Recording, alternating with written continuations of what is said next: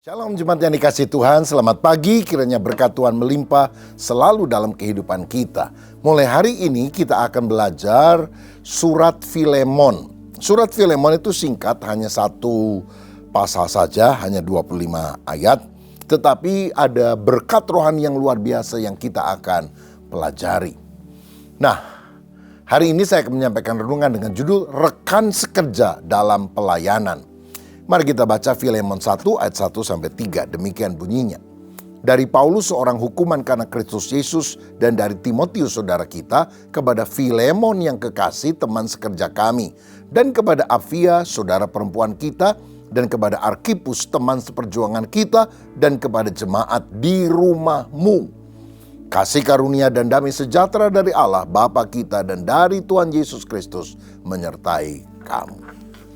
Saudara sekalian, surat Filemon adalah permohonan pribadi Paulus kepada Filemon agar menerima kembali budaknya yang melarikan diri yang bernama Onesimus, yang kini telah menjadi Kristen. Surat ini bukan hanya sebuah permintaan pribadi dari Paulus, tapi menggambarkan kasih dari orang-orang Kristen yang melampaui sistem sosial saat itu, termasuk perbudakan. Surat ini mengungkapkan kekuatan kasih yang lembut, bukan paksaan. Paulus tidak menyerang sistem perbudakan secara langsung pada waktu itu, tetapi mengubah hubungan antar manusia dari dalam dengan kasih Kristus. Ini adalah contoh yang luar biasa dari etika Kristen yang praktis. Mari kita mulai dari ayat yang pertama. Ayat 1 tadi berkata, dari Paulus. Dia adalah seorang rasul yang punya otoritas rohani yang besar dalam gereja Tuhan.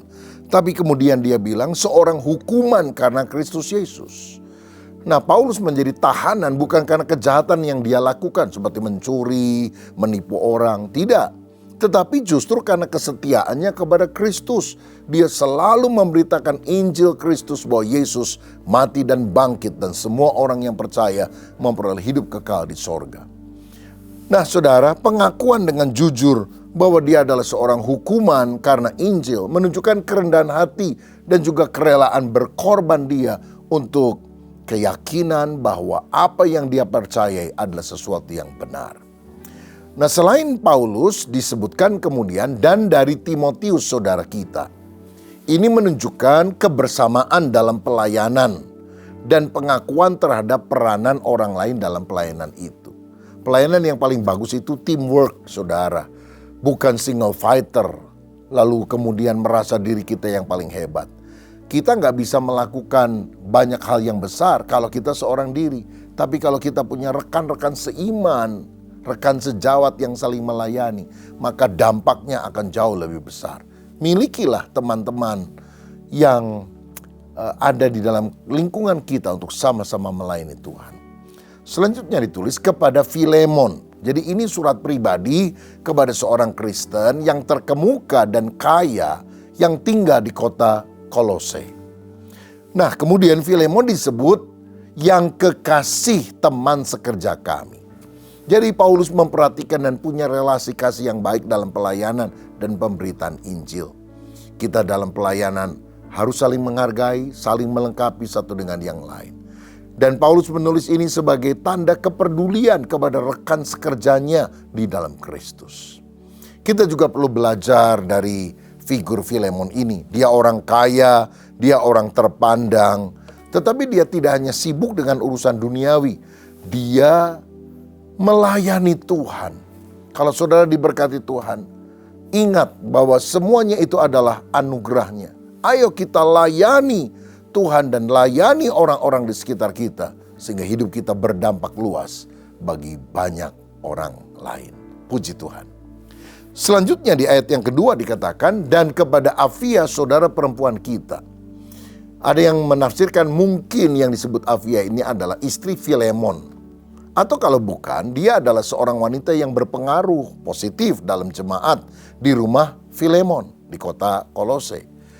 Dia disebut sebagai saudari atau saudara perempuan kita. Ini menunjukkan peranan penting yang dihargai.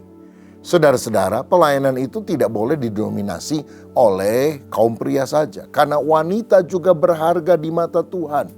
Tuhan bisa pakai orang seperti Apfia, Febe, kemudian Deborah, Maria, dan banyak wanita lain yang disebutkan di dalam Alkitab. Jenis kelamin tidak menghambat kita untuk memberikan yang terbaik untuk Tuhan. Lalu dikatakan ada nama lain, Arkipus, teman seperjuangan kita. Nah, tampaknya Arkipus ini adalah rekan sekerja Paulus yang melayani di kota Kolose.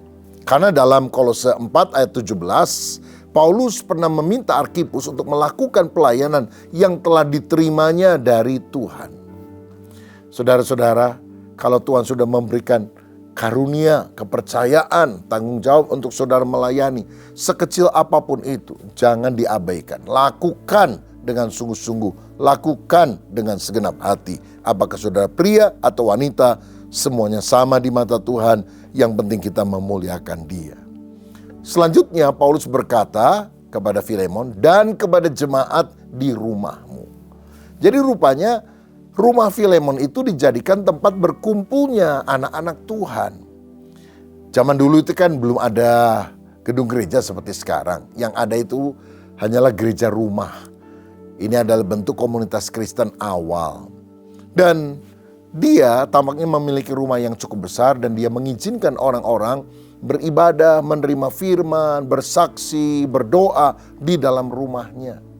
Saudara, ini juga kita bisa teladani, yaitu kalau saudara membuka rumahmu sebagai tempat komsel, komunitas sel, di mana saudara mungkin seminggu sekali menerima tamu-tamu untuk berdoa di rumah kita, sharing firman Tuhan. Nah, saya ingat di dalam Perjanjian Lama, ada seorang bernama Obed Edom. Ketika tabut perjanjian dicuri oleh orang Filistin, tapi kemudian dikembalikan lagi, Daud ingin segera membawa tabut itu ke Yerusalem. Tapi karena ada satu insiden, maka dititipkan dulu di rumah seorang bernama Obed Edom. Dan Alkitab mencatat selama tabut itu disimpan di rumah Obed Edom, Obed Edom diberkati Tuhan secara luar biasa. Saya percaya kalau rumah kita tidak hanya sekedar menjadi tempat tinggal kita, tempat makan, tempat tidur, tapi tempat di mana hadirat Allah itu terjadi dan persekutuan dengan saudara seiman kita adakan. Maka rumah kita menjadi rumah rohani, menjadi rumah berkat bagi banyak orang. Selanjutnya di ayat 3 dikatakan, kasih karunia dan damai sejahtera menyertai kamu. Kasih karunia dari kata karis bahasa Yunani artinya anugerah Allah, pemberian Allah kepada orang yang tidak layak untuk menerimanya. Dan sebetulnya inilah dasar keselamatan kita. Kita selamat karena anugerah kebaikan Tuhan. Damai sejahtera, eirene bahasa Yunani, shalom bahasa Ibrani, itu bicara soal keadaan utuh, harmonis yang hanya berasal dari Allah. Damai sejahtera yang melampaui segala akal, yang tidak disebabkan oleh lingkungan, yang tampaknya aman, tetapi karena hubungan kita dengan Tuhan. Kasih karunia dan damai sejahtera dari Allah Bapa kita dan dari Tuhan Yesus Kristus menyertai kamu. Ini menegaskan Yesus itu Allah yang sejajar dengan Bapa. Sebagai kesimpulan, sebagai orang Kristen kita dipanggil bukan untuk menjadi pasif, hanya ingin dilayani, tapi seperti Filemon, mau melayani Tuhan, bahkan rela membuka rumahnya untuk anak-anak Tuhan bersekutu. Sangat baik kalau kita membuka rumah kita juga untuk komunitas sel, sehingga ada hadirat Allah yang kita alami dan banyak orang diberkati. Mari kita menjadi rekan sekerja dengan saudara-saudara seiman yang lain. Satu tujuannya, mempermuliakan Yesus yang adalah Raja. Siapa di antara saudara yang mau lebih sungguh-sungguh terlibat dalam pelayanan? Mari kita berdoa. Bapa, terima kasih sama seperti Filemon yang mau melayani. Walaupun dia bukan pendeta, mungkin dia orang kaya, berpengaruh dan banyak kesibukan. Tapi dia mau memberikan waktu hidupnya untuk Tuhan. Sehingga namanya dicantumkan dalam Alkitab menjadi teladan bagi kami sekalian. Jadikan hidup kami juga berkat bagi banyak orang. Berkat atas kami dalam nama Yesus. Amin.